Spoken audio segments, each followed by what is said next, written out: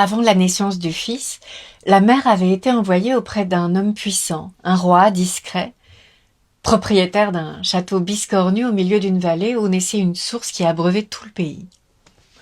Cet homme avait une fille, née le visage cassé.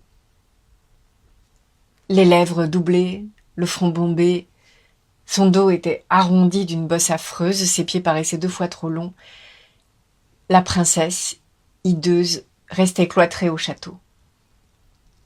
Afin qu'elle vive comme les autres, le père avait très tôt engagé des serviteurs difformes. Il avait fait venir les meilleurs artisans du royaume pour sculpter dans la pierre des icônes monstrueuses. Le roi passait sa vie à rendre celle de sa fille agréable. Jamais elle ne sortait du château. Jamais elle ne sut que les hommes et les femmes de ce monde avaient pour la plupart un dos plat, 2 yeux au-dessus du nez, un front moyennement large et des pieds adorables.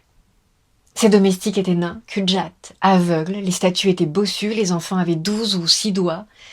Avec le temps, le palais devint tout entier une bosse étrange en pleine vallée. Et lorsque la mère fut appelée pour la fille, en entrant dans ce labyrinthe monstrueux, l'amour du père l'émut. Il vécut plus longtemps qu'elle, ainsi l'enfant ne sut jamais que le monde est atrocement injuste.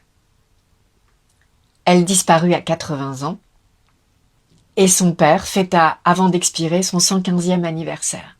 La mère assista aux funérailles des 2. Pour la fille, on n'invita que les serviteurs. Pour le père, il n'y avait qu'elle. Depuis longtemps, le royaume avait abandonné son souverain.